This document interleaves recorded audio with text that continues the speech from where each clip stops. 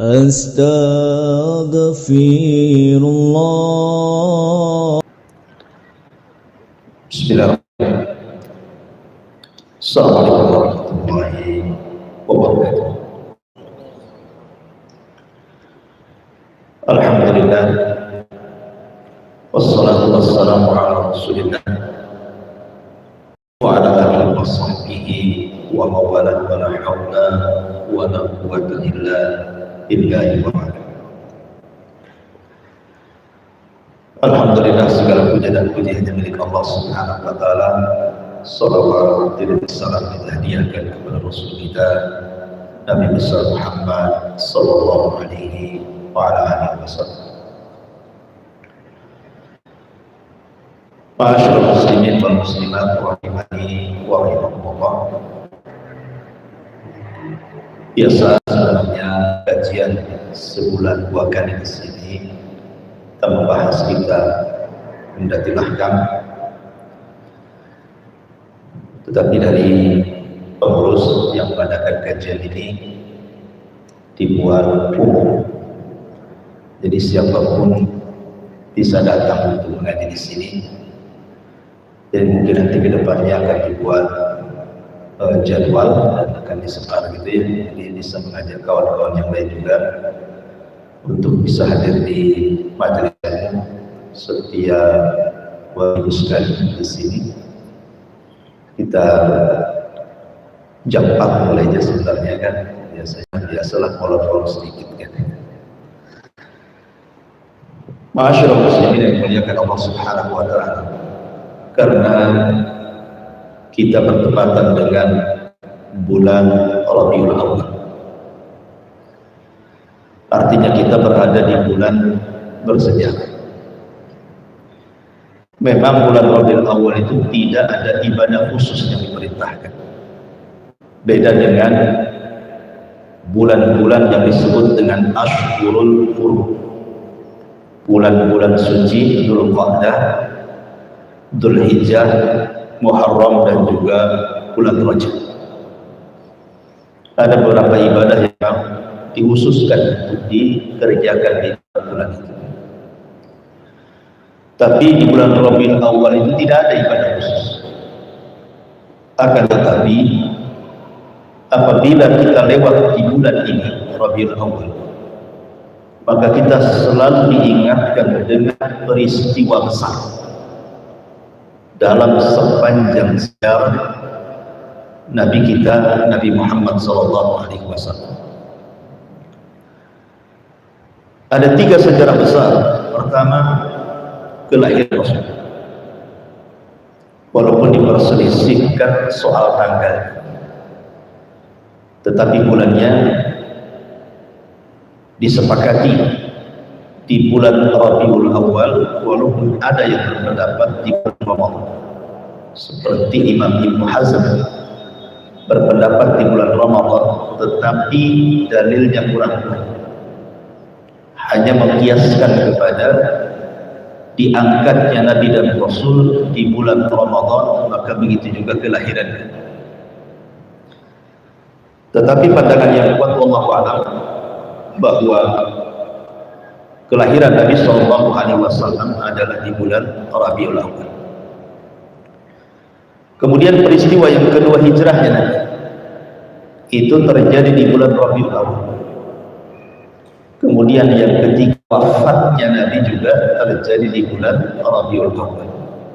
Kelahiran, hijrah, dan kematian, awal, tengah, akhir, seolah-olah mencakup sejarah Nabi dari awal sampai akhir.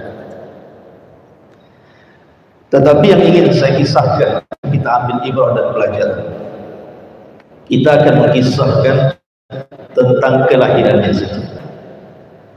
Sebab kalau kita kisahkan dari awal sampai akhir, tentu waktu yang singkat mustahil.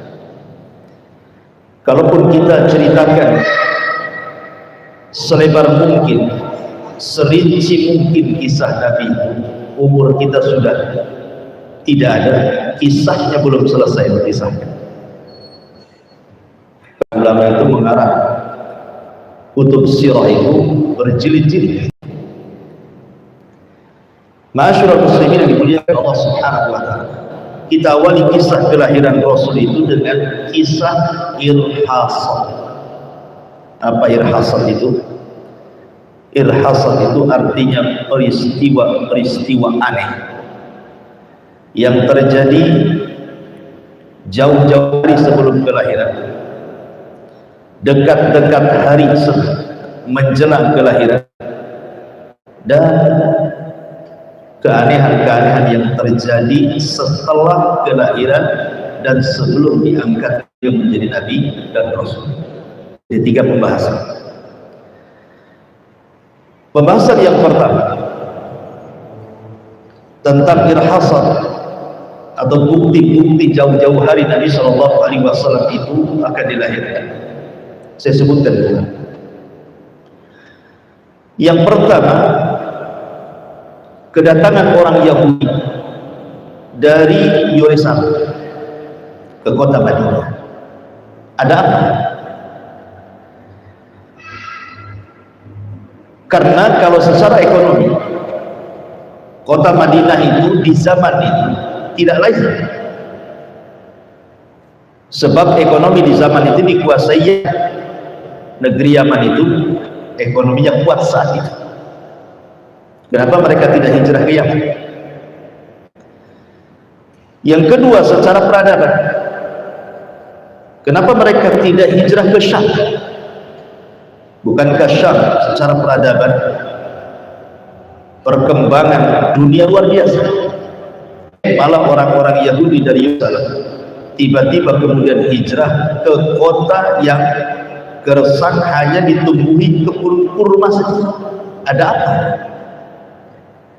Rupanya usut punya usut, karena rahib-rahib mereka, padri-padri mereka, tokoh-tokoh agama mereka sudah memberikan isyarat bahwa di situ adalah tempat akan munculnya seorang nabi akhir zaman. Makanya berbondong-bondong Yahudi datang ke Madinah yang dulunya disebut Yathrib. Akhirnya berkembang dan menjadi 3 kabilah besar di kota Madinah itu. Di sana kita kenal ada Bani Quraidah, kemudian ada Bani Nadir, kemudian yang paling besar kabilah Bani Qunaiqah. Itu berkembang dan menjadi mayoritas di Yathrib kala itu. Bahkan mereka yang kemudian belakangan menguasai perekonomian kota Madinah sebelum hijrah Nabi SAW. Dari mana kemudian kita tahu bahwa tujuan Yahudi hijrah ke kota Madinah itu karena tujuannya satu, menunggu-nunggu kelahiran Nabi. Dari ucapan orang-orang Yahudi apabila berperang melawan suku-suku Arab. Jadi suku Arab di Madinah itu kala itu ada 2. Pertama Khazraj yang paling besar, yang kedua Aus. Ini 2 suku besar Arab yang tinggal di Yathrib kala itu. Sebenarnya baik Yahudi ataupun suku Arab, dua-duanya itu bukan orang asli situ. Karena Khazraj dan Aus itu mereka bukan orang Yathrib, mereka orang Yaman. Cuman gara-gara ada musibah di mana benteng Ma'rib kemudian pecah sehingga mengalami kebanjiran hebat di Yaman dan korban ribuan, makanya suku-suku Arab kemudian mengungsi sampailah di kota Yathrib. Berhadapan dengan orang Yahudi.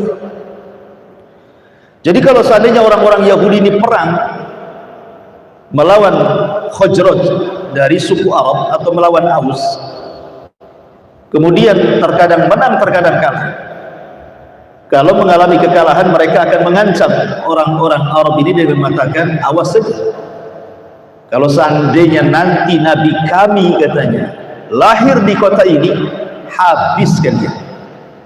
Itulah sesumbarnya orang Yahudi kepada suku-suku Arab di kota Yathrib kala itu. Sehingga kemudian informasi tentang kedatangan Nabi itu terekam di kepala-kepalanya suku-suku Arab dari Khazraj dan Aus. Makanya belakangan kemudian justru yang mengakui adanya kenabian malah suku Arab dari Khazraj dan Aus yang kemudian menjadi orang Ansar. Belakangan disebut orang Ansar. Dan orang-orang yang hijrah dari Mekah ke Madinah disebut muhajir. Ini yang pertama. Jadi keanehan, kenapa orang Yahudi dari mana-mana datang? Rupanya karena ada hal yang kemudian berbau religi, muncul seorang nabi. Cuman anehnya ketika kemudian betul-betul Nabi sedang diutus, apa yang terjadi? Ada tokoh Yahudi di Madinah itu, namanya Huyai ibn Akhtab.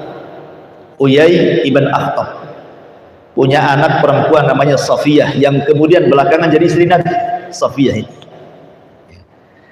Jadi Huyai ibn Akhtab dengan saudaranya Yasir itu, ketika kedatangan Rasul baru saja datang di kota Madinah, maka Huyai ibn Akhtab mengajak Yasir untuk melihat betulkah Nabi yang datang dari Mekah hijrah ke Madinah itu adalah Nabi seperti yang tercatat dalam kitab-kitab kami.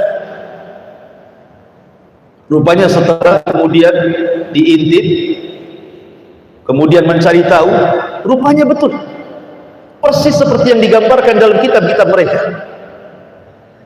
Jadi akhirnya Huyai ibn Akhtab bertanya kepada Yasir, "Ya Yasir, ahwa, apakah memang itu Nabi yang tercatat dalam kitab kami?"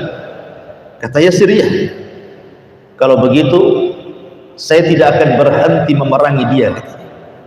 Bukannya malah Islam, malah mengatakan saya tidak akan berhenti memerangi dia. Kenapa? Hasan. Kenapa Hasan? Karena ternyata orang Yahudi Madinah dikejutkan dengan kelahiran Nabi yang bukan dari Bani Israel, muncul pula Nabi Arab. Jadi tujuan mereka itu datang ke kota Madinah. Maksudnya Nabi yang ditunggu-tunggu itu lahir dari perut seorang Bani Israel, turunan Yahudi. Sehingga mereka apabila mengumpulkan anak-anaknya, maka mereka akan mendoktrin tuh Nabi yang akan lahir di akhir zaman itu. Sehingga Allah gambarkan dalam Al-Quran, ya'rifunahu kama ya'rifuna abna'ahu. Orang-orang Yahudi itu mengenal Nabi yang akan diutus melebihi mengenal anak dan istri mereka, karena setiap hari doktrin. Tiba-tiba kemudian yang lahir itu bukan keturunan Bani Israel, tapi dari orang Arab. Kecewalah orang-orang Yahudi, bahkan pendeta-pendeta mereka menangis dan mengatakan, zahabat nubuwatu Bani Israel, telah hilang kenabian Bani Israel, dan berpindah kepada orang Arab. Ini satu cerita tentang irhasat. Yang kedua, irhasat yang kedua adalah dicantumkan di dalam Al-Quran dalam surat yang sangat pendek dan antum hafal semua. Allah Subhanahu wa ta'ala berfirman, alam tara kaifa fa'ala rabbuka bi ashabil fil, alam yaj'al kaidahum fi tadlil wa arsala alaihim tayran ababil tarmihim bihi jaratin min sijil faja'alahum ka'asfin ma'kul. Surat ini diberi nama oleh Allah Subhanahu wa ta'ala sebagai suratul fil, surat gajah. Kenapa surat gajah? Karena ada peristiwa di balik hewan yang namanya gajah ini. Orang Arab tidak pernah mengenal gajah. Orang Arab itu hanya kenal unta, kenal sapi, kenal kambing, tapi gajah tak kenal, karena tidak pernah melihat gajah.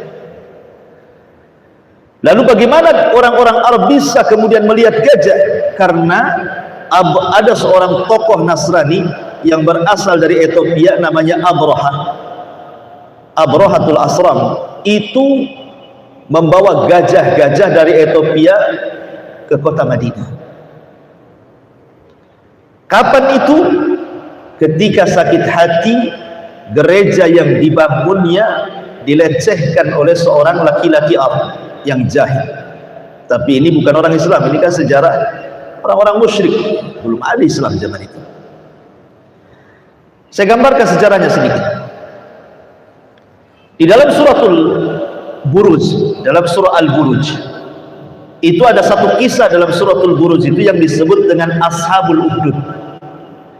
Kisah pembakaran 20.000 orang-orang Nasrani di tangan Yahudi.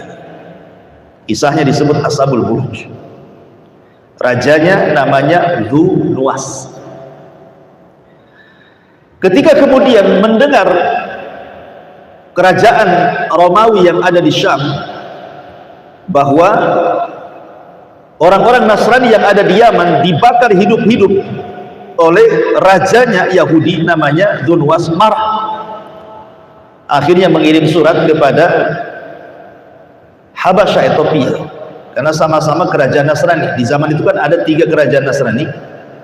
Pertama di Syam, dan itu yang paling besar, Romawi gitu ya. Kemudian di Habasyah, di Ethiopia, kemudian di Mesir. Kalau di Syam itu kerajaan Romawi, rajanya disebut Kaisar. Kalau di Habasyah disebut Najasyi. Kalau di Mesir disebut Qaus. Jadi Raja Syam itu mengirim surat untuk membantu saudara-saudara orang-orang Nasrani yang tertindas di Yaman. Maka itu kemudian bersambung ke Najasyi. Oleh Najasyi itulah kemudian dikirim pasukan besar dipimpin 2 jenderal. Jenderal yang pertama namanya Riyadh, dan jenderal yang kedua namanya Abrahatul Asram. Berangkat pasukan besar dari Habasyah menuju Yaman, tepatnya di Najran. Akhirnya kemudian oleh Abraha dan Riyadh ini hancurkan tuh pasukan Najran yang sudah berani membakar 20.000 orang Nasrani. Kemudian berakhir dengan Raja Dhu Nuwas mati di tangan 2 jenderal itu. Kemudian berkuasalah 2 orang itu dia, tapi Abraha licik. Akhirnya dia tidak mau ada dualisme kekuasaan di Najran. Dibunuh pula kawannya si Riyadh itu sama Abraha. Akhirnya Abraha jadi Raja Najran, tetap di bawah kekuasaan Ethiopia.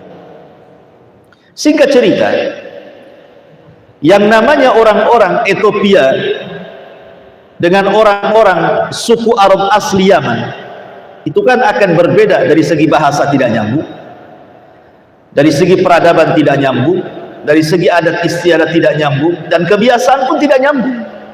Namanya lain negara. Sehingga Abraha ini melihat ada tingkah laku aneh dari suku-suku Arab yang setiap tahun mereka datang ke Mekah untuk haji. Tentu ala jahiliyah hajinya ya, karena haji sudah ada sejak zaman Ibrahim gitu. Cuman oleh orang-orang musyrik kemudian dirubah menjadi haji kesyirikan, karena inti haji mereka menyembah berhala gitu di Mekah itu. Abraha bertanya, sebenarnya apa yang diagungkan orang-orang itu di Mekah? Seperti apa gitu Ka'bah itu? Karena Abraha belum pernah melihat Ka'bah masalahnya. Dia tanya seperti apa bangunannya. Wah, hebat sekali gitu ya. Jadi bayangan Abraha itu Ka'bah itu bangunan yang indah, bangunan yang bagus gitu ya, sehingga orang pengen melihat. Ya, jadi semacam tempat rekreasi lah bahasa kita. Abraha tidak paham bahwa bukan soal bangunan. Ka'bah itu soal keyakinan. Akhirnya diceritakan kepada Abraha bahwa Ka'bah itu hanya tumpukan batu, kemudian diberikan kisah ya, pakaian dari kain-kain tenun dari Yaman, itu saja.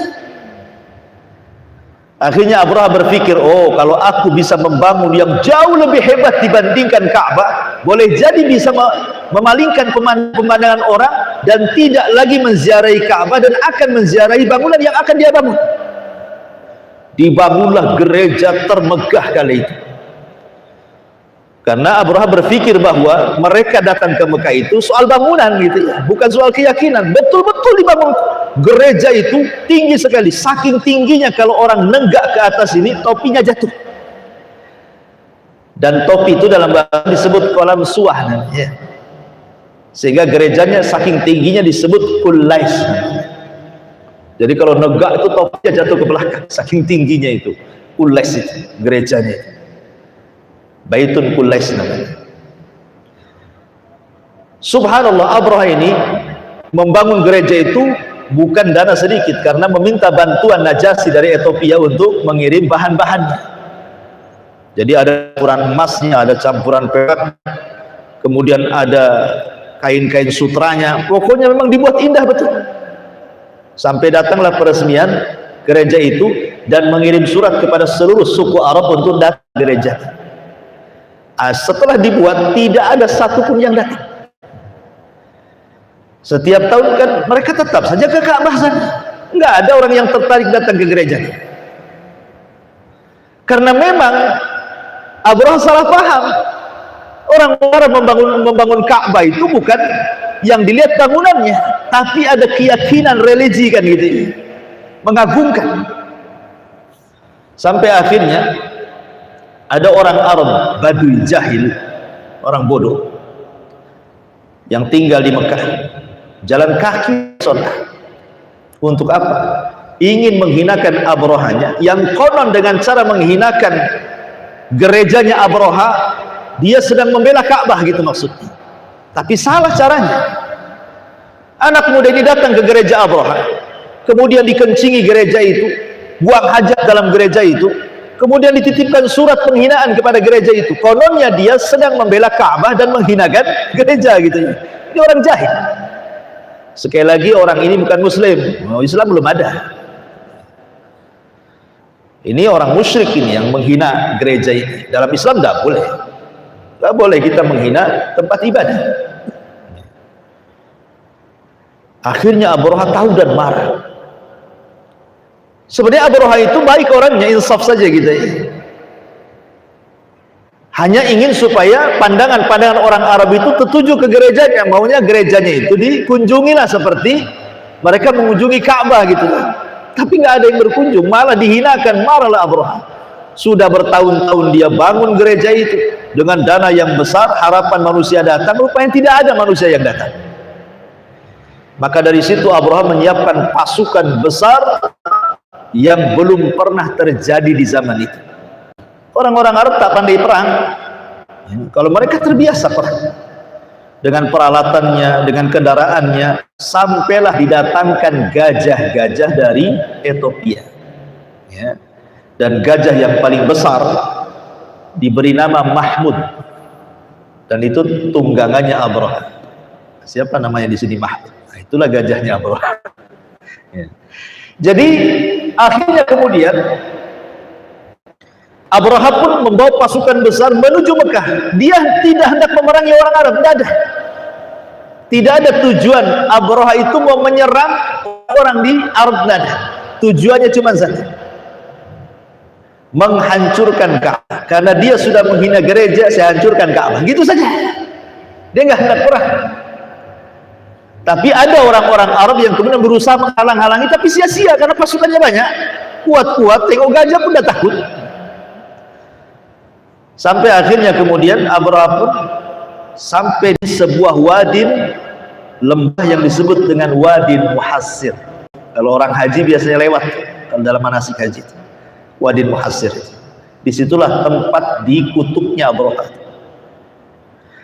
Lah ketika sampai kemudian Wadin Muhassir, rupanya ada anak buah Abraha itu yang nyuri untanya Abdul Muttalib. Kan lewat di penangkaran unta, dicuri pula unta-untanya Abdul Muttalib itu. 200 unta dicuri anak buahnya. Sehingga ketika kemudian sudah mendekati Ka'bah, Abraha bertanya, siapa pemimpin kalian? Kemudian datanglah Abdul Muttalib. Abdul Muttalib ini orangnya berwibawa. Nengok saja orang itu kayak karismanya. Makanya ketika Abraha melihat Abdul Muttalib, dia tidak berani ngomong di atas Ka'bah, di atas gajah, turun dia. Malah ngobrol kemudian di padang pasir, lesian bahasa kita. Cuman abdinya menghargai Abdul Muttalib, jadi kelihatan lucu. Kenapa? Ketika Abdul Muttalib sama sekali tidak menyinggung Ka'bah, Abdul Muttalib malah menyinggung soal unta dia yang dicuri anak buahnya. Jadi Abraha ini aneh, saya mau menghancurkan Ka'bah kok kamu tenang-tenang saja gitu maksudnya. Itu Ka'bah kan yang kau agungkan, nenek moyang kau agungkan, semua agungkan, saya mau menghancurkannya. Kenapa tak disenggol? Malah tanya mana unta saya. Tetapi kemudian ketika Abraha mengatakan, kenapa engkau tidak bicara soal Ka'bah yang mau saya hancurkan? Disinilah ada perkataan Abdul Muttalib yang akhirnya menjadi perkataan yang menyebar sampai hari ini. Apa kata Abdul Muttalib? Wahai Abraha, adapun unta-unta itu, fa ana rabbul ibil, akulah pemilik unta. Makanya aku cari untaku karena aku pemiliknya. Adapun Ka'bah itu lahu rabbun yahmi, dia punya pemilik sendiri yang akan melindunginya, nggak ada urusan saya. Jadi Abdul Muttalib ingin mengingatkan, Ka'bah itu bukan dengan aku urusannya, dengan Allah. Jadi nggak perlu saya lindungi, sudah ada pelindungnya sendiri. Adapun unta itu saya harus lindungi karena saya pelindungnya, saya pemiliknya, wajar saya minta unta. Tapi Abraha dikembalikan untanya, karena memang tujuannya bukan menyerang orangnya, tujuannya menghancurkan Ka'bahnya. Jadi dibalikin untanya. Kemudian ketika betul-betul Abraha mengarahkan gajahnya suruh berjalan ke arah Ka'bah, subhanallah, di sini ada keanehan. Gajahnya tidak mau jalan. Kalau ke arah lain dia mau. Ke arah Syam, balik lagi ke Yaman, mau dia. Tapi ke arah Ka'bah dia tidak mau. Anehnya nggak mau sama sekali. Sebenarnya Abraha itu sudah dinasihati dua perkara kan, tapi belum sadar juga. Pertama, ucapan Abdul Muttalib bahwa Ka'bah itu hati-hati, ada pemiliknya. Itu sudah diingatkan sama Abdul Muttalib. Yang kedua, terpraktekkan sendiri dengan gajahnya tidak mau jalan. Itu kan sebenarnya Abraha itu sudah diingatkan sebenarnya kan, tapi dia tidak bisa mengingat ke seperti itu. Tidak sampai otaknya ke situ. Ketika betul-betul kemudian Abraha mau bergerak karena gajahnya tidak mau juga jalan, dia mau bergerak jalan kaki saja lah kan begitu. Tiba-tiba langit gelap, kemudian semua pasukan mengarah ke langit, rupanya sudah dipayungi oleh burung laut berwarna hitam. Al-Quran menyebutnya ababil. Dan setiap burung membawa 3 butir batu sebesar kaca, ya, 2 di tangannya, 1 di paruhnya. Jadi ketika kemudian mereka menegak ke atas, tidak sadar bahwa burung itu sedang melempar batu. Makanya Allah subhanahu wa ta'ala gambarkan kondisi badan mereka itu seperti ka'asfi ma'kul. Antum tahu asfi ma'kul itu? Daun, kalau dimakan ulat biasanya hilang separuh, sisa separuh. Jadi setiap badan yang dilempar itu hilang sendiri. Umpamanya kepala ini hilang separuhnya, tangan hilang separuhnya. Jadi anggota badan itu hanya utuh separuh, hilang separuh, gitu maksudnya. Makanya Al-Quran menggambarkan seperti daun yang dimakan rayap. Kadang-kadang bolong-bolong, ya dilempar sini mungkin bolong ke sini gitu ya. Pokoknya mengerikan itu. Lah orang-orang yang selamat, ditakdirkan ada orang-orang yang selamat. Kenapa kemudian diselamatkan beberapa orang dari pasukan Abraha itu? Untuk menceritakan kejadian itu. Jadi orang-orang yang selamat itu sengaja diselamatkan Allah untuk menceritakan kejadian itu. Tapi yang diselamatkan pun, yang menceritakan kejadian itu, mati juga dengan azab yang lain, sehingga tidak ada yang tersisa satupun dari mulai Abraha sampai kepada seluruh prajuritnya, sampai ke gajah-gajahnya, semuanya mati. Makanya peristiwa itu sangat dikenang orang Arab sampai hari ini. Bahkan tidak ada yang mengingkari, orang Arab di zaman Rasul pun tidak mengingkari. Dari mana tahunya ketika turun surat kepada Rasul, kemudian Rasul membacakan alam tara kaifa fa'ala rabbuka bi ashabil fil. Orang Arab tidak mengingkari ayat ini, padahal mereka sangat mendustai, karena memang kejadian itu kejadian dari mulut ke mulut orang mereka, dan tidak jauh kejadiannya, belum sampai 100 tahun kejadiannya. Artinya orang-orang yang menyaksikan peristiwa itu bisa mengingat gitu. Makanya Allah ingatkan, alam tara kaifa fa'ala rabbuka bi ashabil fil. Aku lihat bagaimana Allah memperlakukan tentara-tentara gajah. Alam yaj'al kaidahum fi tadlil. Bukankah usaha mereka sia-sia? Kenapa? Fa arsala alaihim tayran ababil. Karena Allah utus tayran, burung-burung laut yang disebut ababil, tarmihim, melempar mereka dengan batu, tarmihim bihijaratin min sijil faja'alahum ka'asfin ma'kul. Dari batu-batu panas, dan Allah jadikan mereka seperti daun-daun yang dimakan ulat.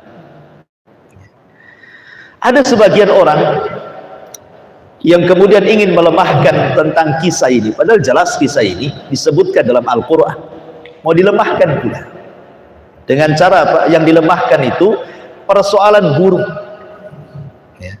Sebenarnya tentara Abraha itu tidak mati oleh burung-burung ababil, karena Allah membahasakan kalimat tayran ababil, sesuatu yang terbang itu tidak mesti burung katanya. Dia kan bahwa tentara Abraha mati semua itu karena wabah. Jadi tayran di situ itu bukan burung, tetapi lalat yang membawa bakteri, kemudian menyebar wabah di tengah-tengah tentara Abraha. Kemudian dengan wabah itu tentara Abraha mati semua. Gitu maksudnya. Jadi ada orang yang kemudian mau merubah kisah. Jadi bukan burung yang dikirim, lalat yang membawa bakteri katanya. Karena kalimat tayr itu kan sesuatu yang terbang, tidak mesti burung terbang itu, lalat pun terbang gitu.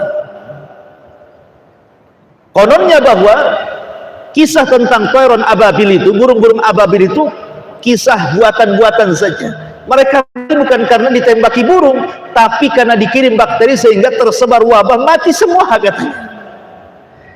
Ya sebenarnya sih secara logika, kalaupun itu yang terjadi berarti Allah lebih hebat lagi, karena mengirim binatang yang jauh lebih kecil dibandingkan burung, kan gitu ya kalau logika kita kan. Maunya hendak melemahkan kisah ini, ternyata kalau kita pikir-pikir justru memperkuat sebenarnya. Kalau itu yang terjadi, Allah mengirim ulat dengan bakterinya, berarti lebih hebat lagi kejadiannya kan gitu ya. Lebih kecil lagi binatangnya gitu, menghancurkan Abraha dengan lalat. Maka siapapun yang hendak merubah kisah dalam Al-Quran justru mereka tidak akan bisa. Apalagi kisah ini nggak diingkari orang Arab kok. Kok kamu mengingkari pula gitu.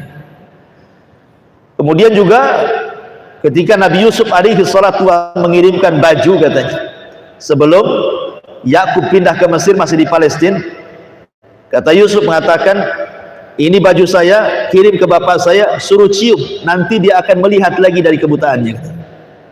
Dia mengatakan pula, jadi Nabi Yakub itu sembuh bukan karena mencium baju, tetapi Nabi Yusuf itu sudah meletakkan wewangian herbal-herbal di baju itu supaya dicium, dengan sebab herbal di baju itulah kemudian matanya melihat. Subhanallah, sampai ke situ orang ini mau mengingkari Al-Quran itu sampai seperti itu. Nauzubillah. Intinya bahwa inilah dua peristiwa yang jauh-jauh hari sebelum kelahiran Rasul, karena dari peristiwa Abraha ke kelahiran Rasul itu sekitar 1,5 bulan, atau kalau dijumlah dengan hari itu 50 hari. Jadi setelah 50 hari peristiwa Abraha itu Rasul lahir. Seolah-olah ketika Allah menghancurkan Abraha itu supaya tidak hancurkan Mekah, karena di situ akan ada lahir seorang nabi. Maka 50 hari setelah peristiwa ini lahirlah Nabi Sallallahu Alaihi Wasallam. Ini namanya irhasat sebelum kelahiran. Ada irhasat saat kelahiran.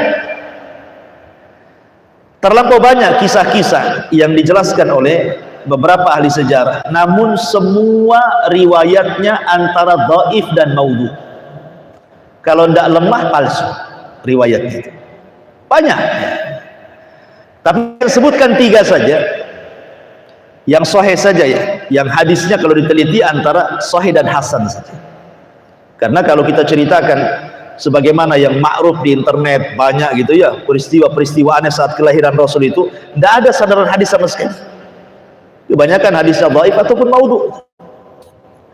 Kita ambil yang sahih saja, 3. Yang pertama, saat kelahiran Nabi Sallallahu Alaihi Wasallam, ibunda Nabi Sallallahu Alaihi Wasallam itu ketika mengandung Rasul tidak seperti wanita-wanita saat hamil, tersentuh kelelahan, ya kan? Tanyalah ibu-ibu itu kalau lagi hamil, kan?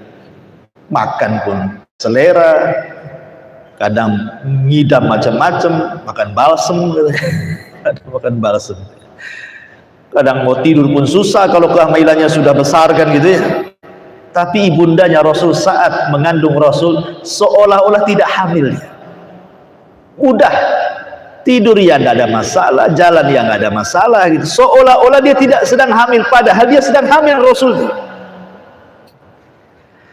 Lah ketika kemudian Nabi Shallallahu Alaihi Wasallam dilahirkan, pada hari dilahirkan itu, yang menceritakanlah Nabi sendiri bahwa ibundanya ketika melahirkan dia, tiba-tiba kemudian muncul cahaya yang melesat di tanah Syam. Jadi tanah Syam itu terang dengan cahaya saat kelahiran Nabi Shallallahu Alaihi Wasallam. Seolah-olah Nabi SAW menguasai Syam gitu ya. Dan menjadi sebuah kenyataan, kan Syam hari ini menjadi muslim semuanya. Kemudian yang kedua, saat Rasul keluar dari perut ibundanya, itu posisinya berbeda dengan bayi-bayi sekarang kan. Posisi Nabi Shallallahu Alaihi Wasallam itu tangannya kemudian memegang bumi, seolah-olah dia dalam posisi sujud gitu. Kemudian mukanya mengadahkan ke langit begini. Dan itu aneh, nggak ada posisi kelahiran seperti ini. Seolah-olah sujud, tiba-tiba mendongak ke atas begitu. Anak bayi, berapalah kekuatan anak bayi? Wah, gerak saja tidak bisa anak bayi itu. Mau menggerakkan kepalanya begini pula kan. Artinya bahwa ini juga sebuah irhasat saat kelahiran. Langsung sujud, seolah-olah sujud syukur dia.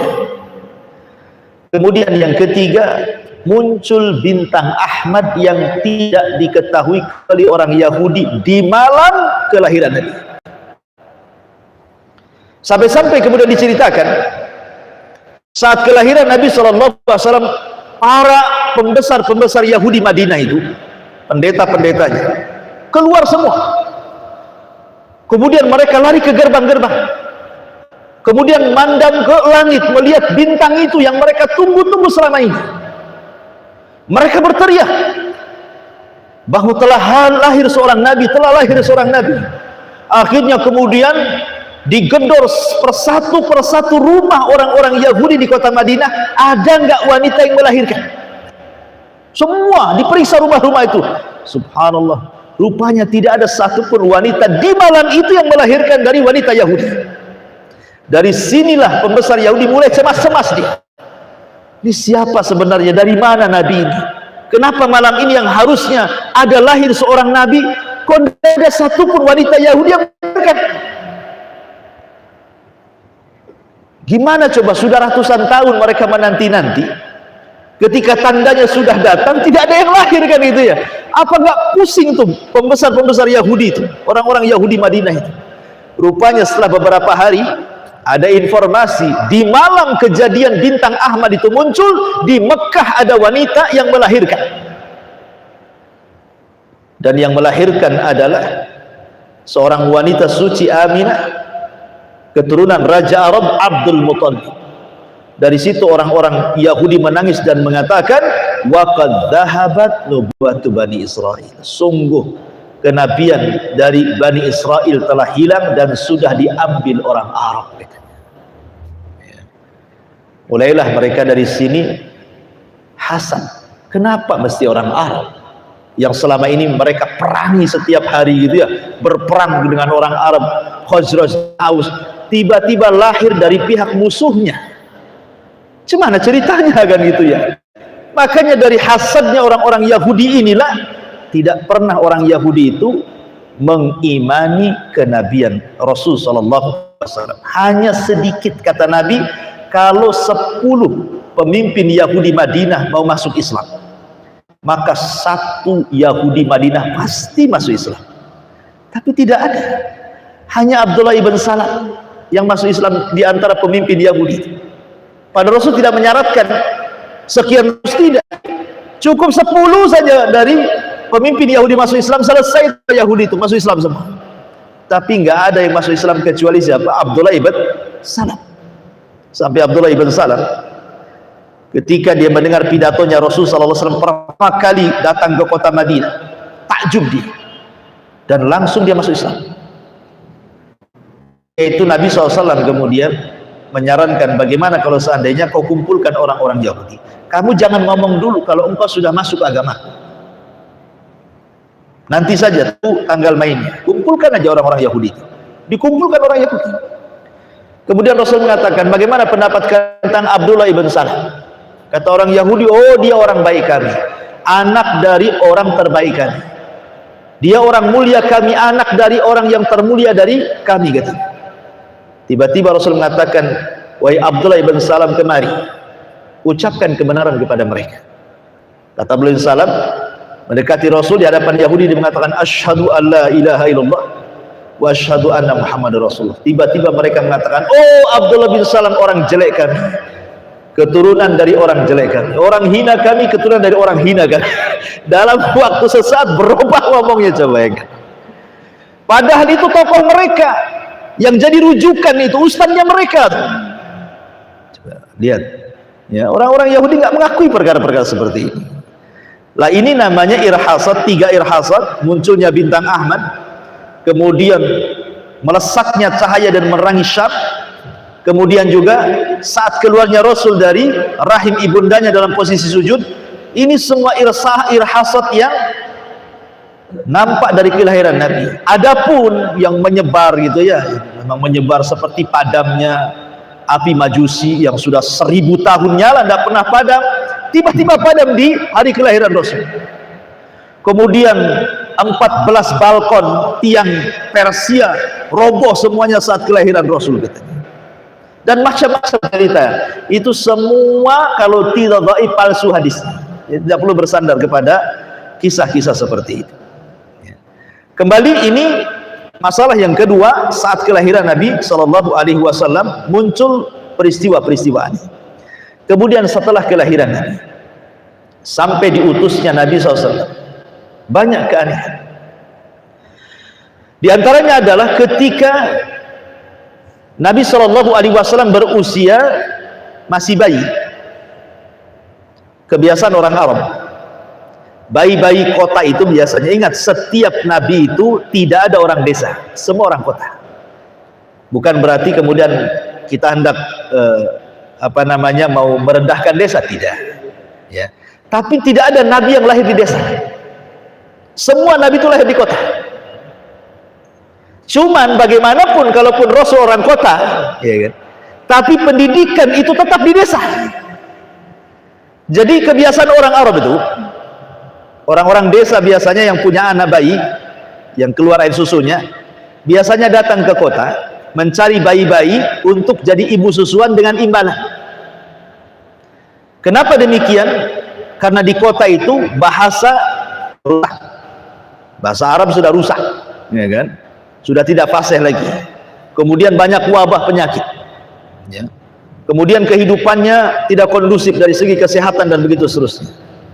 Sehingga kemudian kepercayaan orang-orang Arab itu, mereka harus menitipkan bayi-bayi mereka ke desa biar disusukan selama 2 tahun orang desa supaya sehat badannya, bagus bahasanya gitu. Nanti dipulangkan kalau sudah besar dengan imbalan tentunya. Jadi datanglah kabilah Bani Sa'diyah, beberapa wanita, sekitar 40 wanita Bani Sa'diyah datang ke kota mencari bayi-bayi. Setiap melihat bayi Nabi, tidak ada yang mau, nggak ada yang mau, nggak ada yang tertarik sama sekali. Kenapa? Pertama, yatim, karena ketika usia Rasul di kandungan ibundanya 4 bulan, ayahnya meninggal, Abdullah. Jadi dia yatim di kandungan, dan itulah yatimnya anak yatim kalau mati bapaknya sementara dia di dalam kandungan. Alam yajidka yatiman fa'awa, bukankah Allah telah mendapati engkau yatim dan Allah melindungi. Jadi ketika Nabi SAW terlahir, nggak tahu bapaknya kayak apa, kakeknya kayak apa, nggak tahu. Lah, setiap lihat bayi tidak mau perempuan itu. Akhirnya ketika perempuan itu sudah dapat bayi semuanya, rupanya ada perempuan yang terakhir datang. Siapa namanya? Halimah Sa'diyah, terakhir datang. Kemudian melihat bayi itu yatim miskin, kata Halimah, cemana kita juga miskin, kok ngambil bayi miskin pula? Kita ini sudah miskin, mau bayi ngambil miskin. Kita tujuannya itu mengambil bayi untuk mengambil upah gitu kan. Tapi suaminya kemudian meyakinkan istrinya Halimah, Al-Haris ini suaminya meyakinkan Halimah, gak apa-apa, daripada pulang tangan kosong, ambil saja, karena nggak ada bayi lagi kecuali ini terakhir. Mau cari bayi kemana lagi? Kita pulang nggak ada apa-apa, ambil saja. Mudah-mudahan katanya bayi ini mendapatkan keberkahan bagi kita. Lah di malam hari ketika bayi itu sudah diambil, bayi Nabi itu, di situ terjadi irhasat. Orang-orang Arab itu, mereka kalau safar bawa kambing. Ya, tunggangan mereka unta, kemudian mereka membawa kambing karena makanan pokoknya orang-orang Mekah itu dan sekitarnya kan memang makan kambing, ya, makan daging gitu. Lain dengan orang Madinah, sebagiannya makan daging, sebagian makan kurma. Ya. Tapi orang Mekah itu kan suka makan daging. Makanya kemudian karena itu sudah menjadi makanan pokok mereka, ya tidak akan bermasalah gitu ya. Makan daging sehari 5 kali pun nggak ada masalah. Apalagi kemudian daging-daging kambing Mekah itu adalah berkah. Beda dengan kambing di Batam. Kenapa berkah? Karena didoakan oleh Ibrahim. Jadi ketika Ibrahim itu bertamu ke rumah Ismail, ke istri keduanya ya, karena istri pertamanya kan jelek akhlaknya diceraikan sama Ismail. Kemudian nikah lagi dapat istrinya yang soleha yang kedua. Kemudian Ibrahim dihidangkan daging kambing dengan air Zam-Zam. Maka Ibrahim merasa bersyukur kepada Allah karena sudah menganugerahkan kepada Ismail istri yang soleha, yang sebelumnya istrinya jelek akhlaknya gitu ya. Kemudian cerai nikah lagi. Maka Ibrahim mendoakan dengan mengatakan Allahumma barik li ta'amikum wa syarabikum. Ya Allah, berkahi makanan kalian dan minuman kalian. Sejak itulah makanan jadi berkah, minumannya juga jadi berkah, Zam-Zam. Sejak doanya Ibrahim itu, makanannya daging kambingnya berkah, minumannya pun berkah.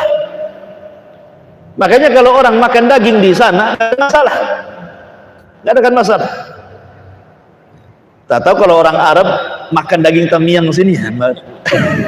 Orang Arab makan daging yang di sini gitu ya, yang di Batam ini ya. Yang mungkin kasusnya sama dengan antum kolesterol juga. Karena kan bukan kambing sana ya. Yang diberkahi kan kambing di sana gitu. Intinya bahwa Halimah kan bawa kambing, sudah bawa atan itu kan unta kurus gitu ya. Tiba-tiba malam ketika Rasul sudah di pangkuannya, kambing itu yang susah mengeluarkan air susu tiba-tiba gemuk teteknya itu dan bisa diperah sehingga kemudian Halimah minum dengan puas, suaminya minum dengan puas, anak bayinya kan namanya orang menyusu kan harus punya bayi kan, Abdullah saudara sesusuannya Rasul, putra Halimah itu pun tiba-tiba tetek di Halimah itu penuh juga, bukan di kambing saja, air susu di teteknya Halimah pun penuh juga. Jadi anaknya pun akhirnya bisa minum, bergizi. Kemudian ketika Nabi SAW hendak disusukan di tete sebelah kiri, tidak mau Nabi. Kenapa? Karena itu haknya Abdullah katanya. Dia mau yang kanan. Subhanallah ya, bayi-bayi tahu mana haknya, mana tidak haknya. Subhanallah. Orang sekarang nggak paham, udah tua pun nggak tahu, ambil aja hak orang kan itu ya. Dari sini menunjukkan bahwa ini irhasat namanya. Irhasat dari Allah Subhanahu wa taala. Ya. Akhirnya kemudian itu irhasat pertama tuh. Yang kedua, ini kan unta kurus. Jalan aja yang namanya unta kurus di padang pasir yang bukan jalan rata kayak kita aspal gitu kan. Yang nancep-nancep di tanah gitu ya, kaki-kaki unta kan sudah kurus ya makin lambatlah jalannya. Tapi subhanallah ketika pulang yang kawan-kawannya 3 hari 4 hari sudah pulang duluan, tiba-tiba bisa mengejar mereka, untanya jadi kuat, dan justru terbalik untanya Halimah sampai duluan dibandingkan unta kawan-kawannya sudah 3 hari sebelumnya mereka jalan. Ini kan luar biasa. Ini irhasat yang kedua. Irhasat yang ketiga, ketika sampai di Bani Sa'diyah, kambing-kambing Halimah tiba-tiba menggemuk, dan siapapun kambing-kambing yang bergabung dengan kambingnya Halimah jadi gemuk juga. Dan ketika itu kan terjadi paceklik luar biasa. Kenapa orang-orang Bani Sa'diyah datang untuk mencari nafkah di kota? Karena terjadi paceklik hebat. Lah ketika terjadi paceklik hebat inilah kedatangan Rasul membawa berkah. Rupanya sampainya Rasul di Bani Sa'diyah terjadi hujan lebat, bayangkan. Ini irhasat ya. Ini sebenarnya sudah nampak keanehan-keanehan. Dan ini luar biasa. Ini ketika di masa bayi. Kemudian juga ketika Nabi SAW sudah besar, usianya sudah 12 tahun, kan kalau kita membuat usia, Nabi SAW di usia 1-6 tahun itu dirawat Halimah. Kemudian dari 6 ke 6 tahun, dikembalikan ke ibundanya, baru saja di pangkuannya meninggal ibundanya. Ketika ziarah ke makam ayahnya di Madinah, pulang meninggal. Kemudian langsung diberikan kepada, tahun yang sama diberikan kepada Abdul Muttalib, kakeknya, di usia 6 tahun juga. Tapi sayang 2 tahun bersama kakeknya meninggal. Di usia 8 tahun baru kemudian dirawat oleh pamannya Abu Thalib, kan itu. Lah bersama Abu Thalib inilah lama, karena Rasul di rumah Abu Thalib itu sampai menikah dengan Khadijah, baru pisah rumah. Bahkan sampai kemudian diangkatnya Nabi dan Rasul pun tetap masih bersandar kepada Abu Thalib, karena yang bisa melindungi Rasul hanya Abu Thalib. Karena ketika itu kebetulan pemimpin Arab bukan dari Bani Hashim, dari Bani Mahzum, kan giliran tuh. Kadang-kadang dari Bani Hashim. Sebelumnya Arab dipimpin Abdul Muttalib. Abdul Muttalib meninggal, ya, bukan dipimpin Bani Hashim lagi. Kepemimpinan beralih ke Bani Mahzum, tukar-tukaran. Abu Jahal yang ketika itu jadi pemimpinnya. Jadi antara Bani Mahzum dan Bani Hashim ini tukar-tukaran dia. Tahun ini yang memimpin, kalau meninggal nanti ganti ke Bani Mahzum. Bani Mahzum nanti Abu Jahal meninggal ganti ke Bani Hashim. Begitulah caranya. Lah kebetulan Abu Jahal pula pemimpinnya. Pemimpin Arab menggantikan Abdul Muttalib itu. Dan ini pula yang menjadikan Abu Jahal tidak mau masuk Islam, padahal sudah jelas kebenaran sampai kepada dia. Dan dia mengakui Nabi itu Nabi, Abu Jahal itu. Hanya gara-gara hasad soal kesukuan. Dia bilang sama Akhnas ibn Syurek, ya Akhnas, kata Abu Jahal itu, kami Bani Mahzum dengan Bani Hashim itu bersaing mengambil hati orang Quraisy. Ya, biasalah kalau partai satu dengan partai yang lain itu kan biasanya pencitraan, kan gitu ya. Sini bagi sembako, partai ini ikut-ikut juga gitu ya, supaya ya ada pencitraan lah satu dengan partai itu ya. Jadi Bani Mahzum dengan Bani Hashim kayak gitu tuh, bersaing. Kalau dia buat itu, kami juga buat itu. Dia buat ini, kami buat ini, supaya hati orang Quraisy itu imbang dengan kami dan Bani Hashim.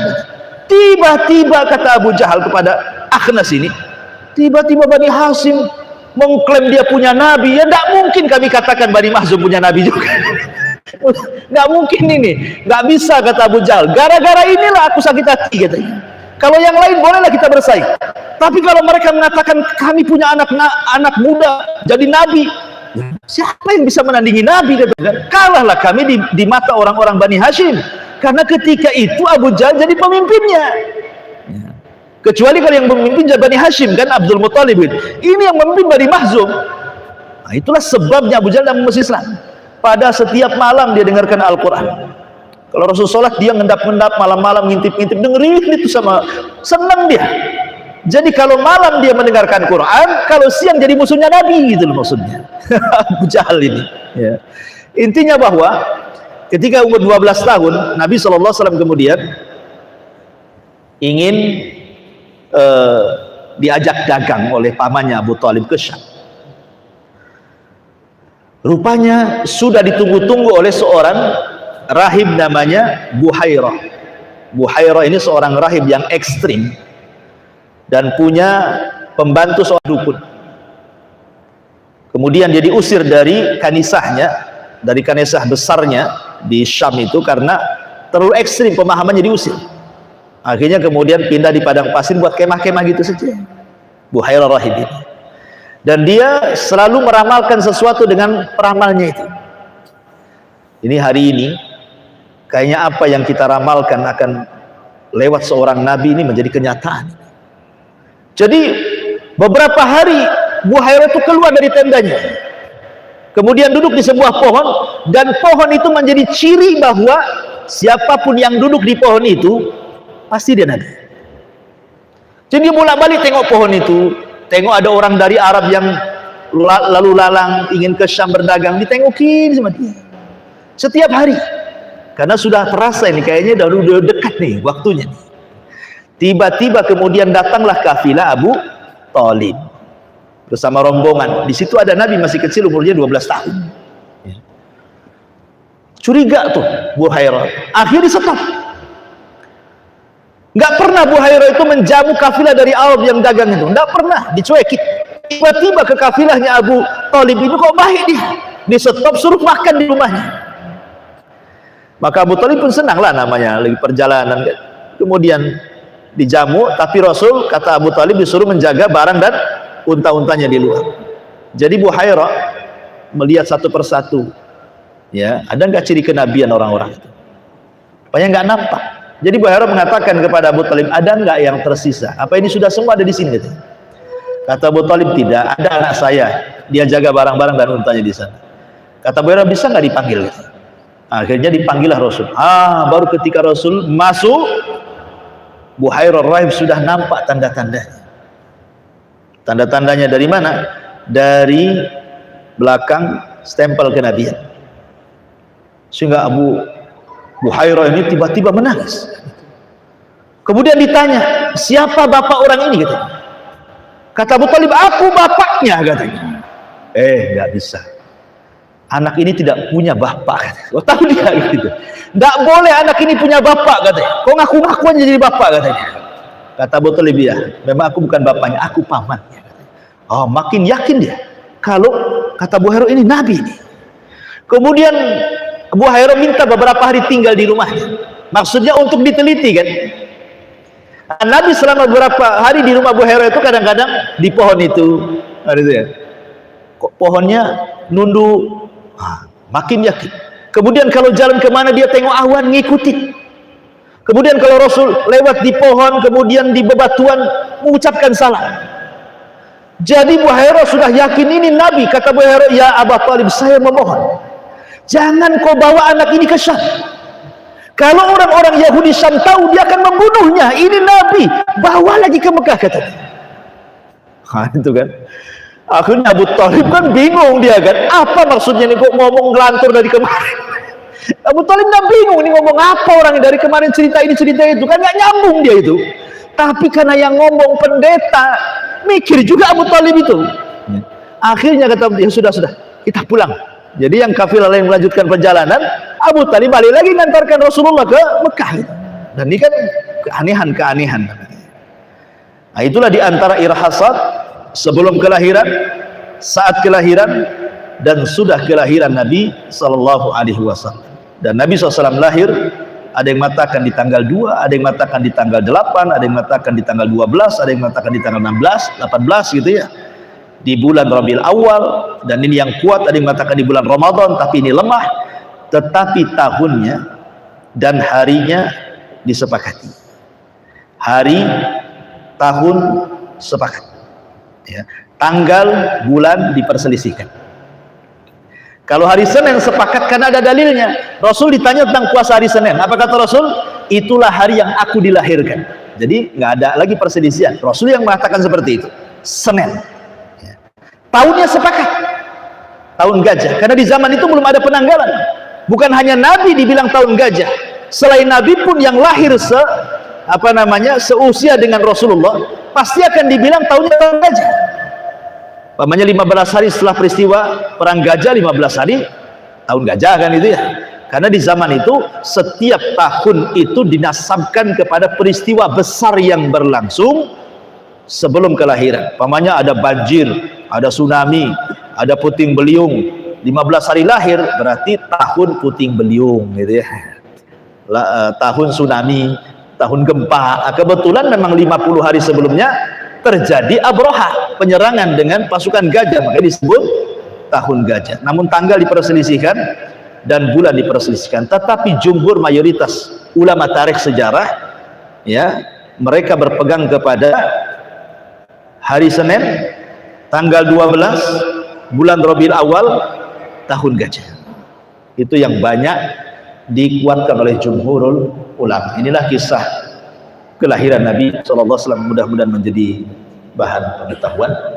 Baik, ada waktu 5-10 menit lah kita buat tanya jawab. Kalau ada yang mau bertanya silakan.